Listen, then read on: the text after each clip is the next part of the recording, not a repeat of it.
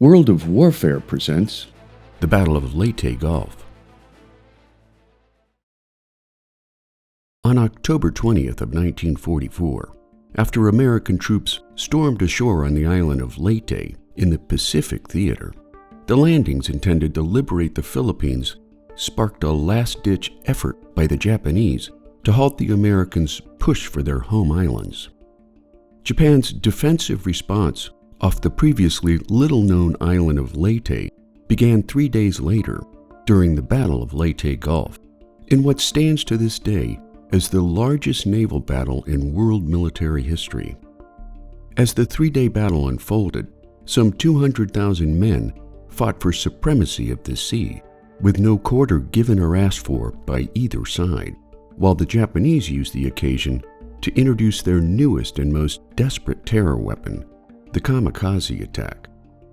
On the same day that American troops swept across the island of Leyte, 10 miles offshore, more than 700 warships and troop transport ships carried 170,000 men of the U.S. 6th Army in a singular mission to liberate the Philippines, beginning with a pre-invasion naval and air bombardment intent on obliterating Japanese defenses atop an invaded nation made up of 7,641 islands clustered in 3 major island groups: Luzon, the Visayas, and Mindanao. As for the pre-invasion attacks on Leyte, American servicemen recalled years later that the bombing just got worse and worse, heavier and heavier, until it came to an end like somebody pushed a stop button. Others aboard assault craft that closed on the island remembered how mortar and artillery shells exploded in the waters around their boats, while bullets pinged off their metal hulls.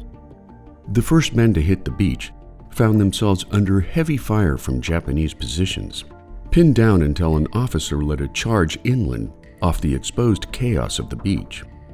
Rushing inland, fighting men of the 6th Army broke the back of Japanese resistance, as 4 U.S. divisions swept ashore along a 20-mile stretch of Leyte beachheads, including General Douglas MacArthur, who came ashore surrounded by media and aides.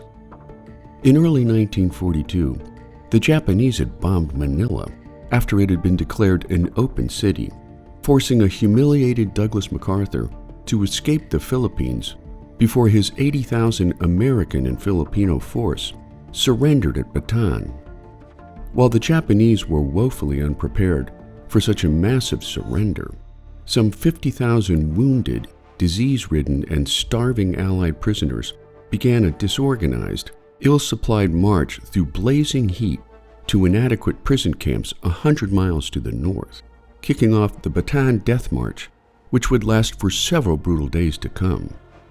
Upon his return, MacArthur made his now historic radio broadcast from a Leyte invasion beach. People of the Philippines, I have returned. By the grace of Almighty God, our forces stand again on Philippine soil.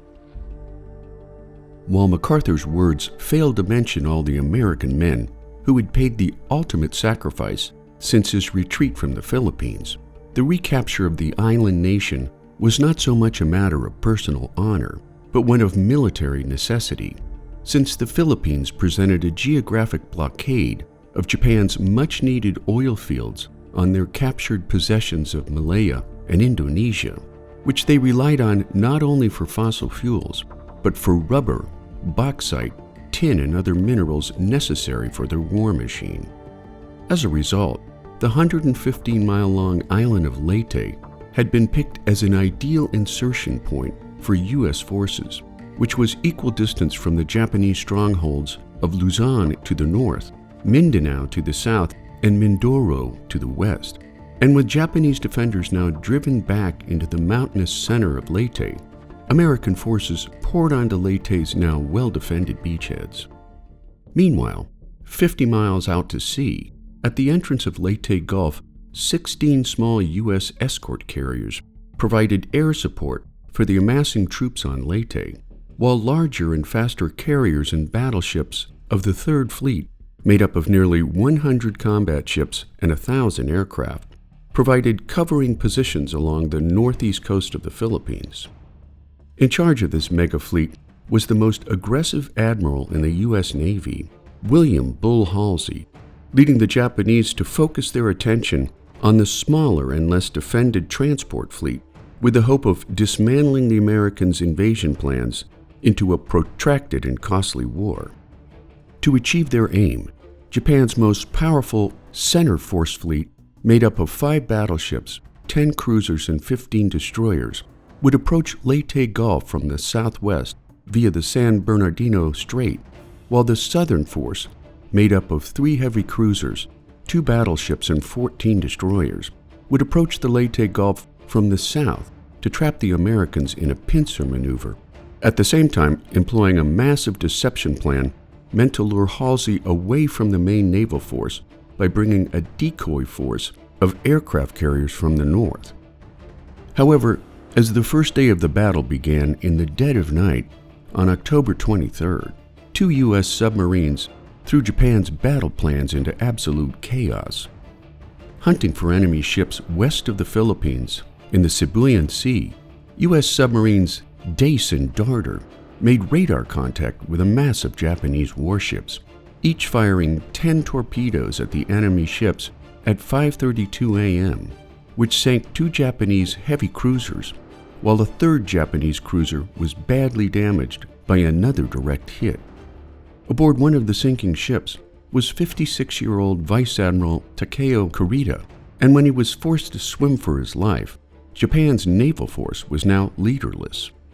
The American submarine attack threw the Japanese into chaos for much of the day, until Admiral Kurita was plucked from the sea 12 hours later, before ordering his fleet to continue to Leyte Gulf as planned. The following morning, at 8:22 a.m., Japan's center force was spotted by a U.S. Navy patrol plane, obliging Halsey to signal his carrier groups to, in his words, strike, repeat, strike, and good luck. As carrier-based fighters took to the sky, Japanese bombers flew out from bases in the Philippines to launch a counterattack, dropping a single bomb on the aircraft carrier USS Princeton, whose ammunitions and gasoline stores quickly intensified the firefight.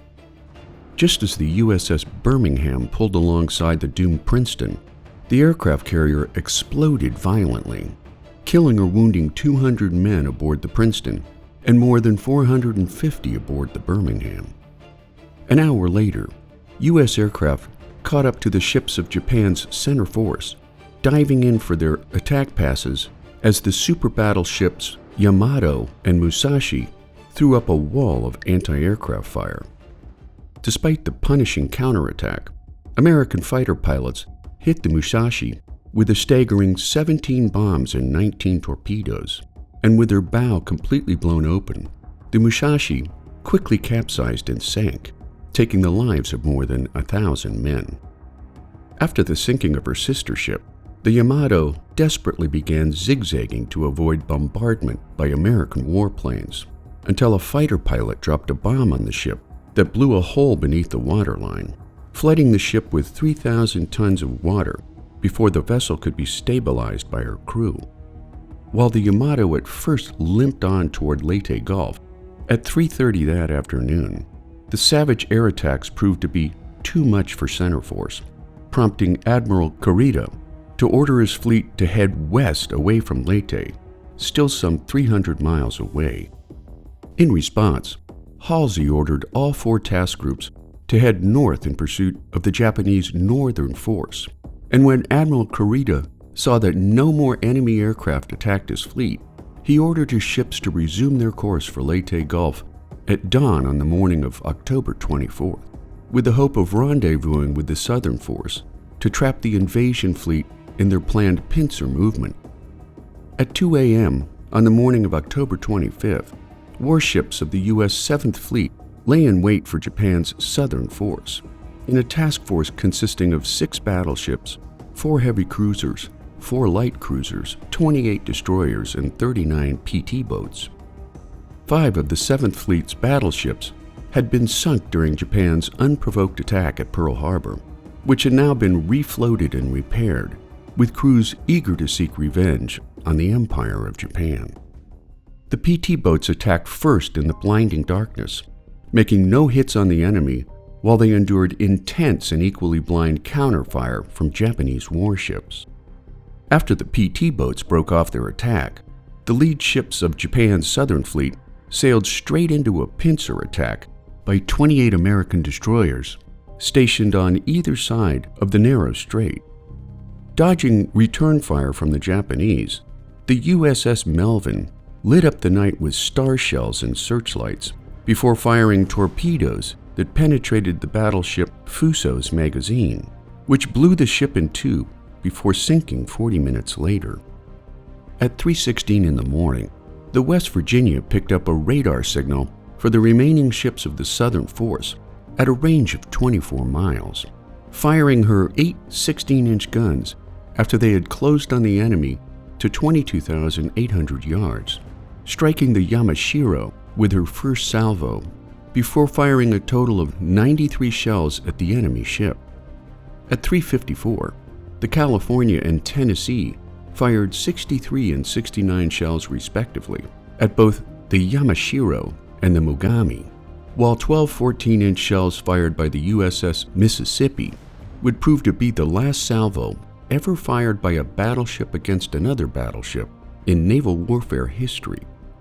Coming up in support of the Japanese efforts were 3 cruisers and 4 destroyers of the second group of Southern Force warships, who nearly ran aground at Pannon Island after failing to factor the outgoing tide into their approach.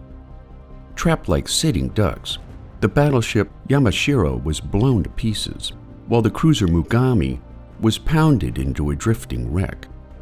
While both combatants were unable to identify enemy ships due to excessive radar reflections from the many nearby islands, PT-137 managed to hit the light cruiser Abukuma with a torpedo, forcing her to fall out of formation from the remainder of the fleet. The American cruisers equipped with the latest radar proved to be the most deadly during the Battle of Surigao Strait, firing more than 2,000 rounds of armor-piercing 6 and 8-inch shells, while the USS Louisville fired 33 salvos of 10 8-inch shells each.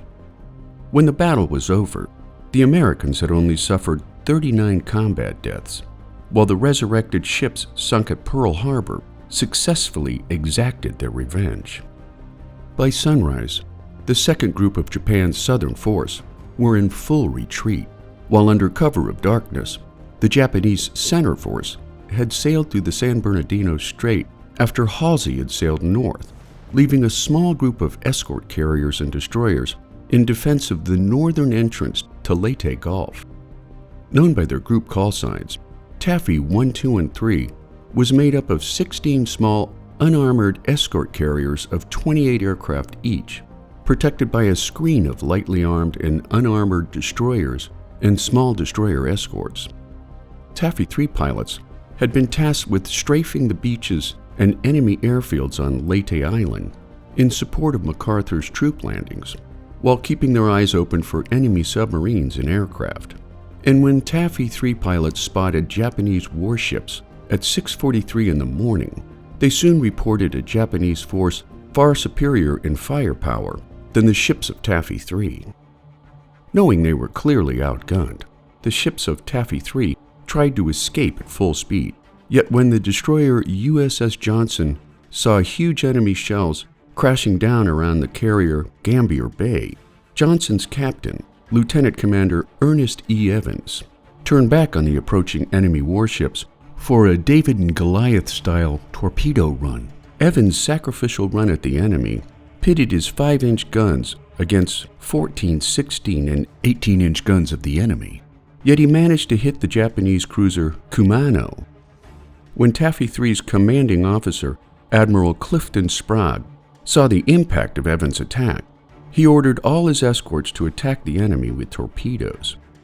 When a 14-inch shell pierced the deck above the Johnston's engine room, at first the wounded ship limped back out of the fight, but when he met the other ships on their attack runs, he turned about to give support.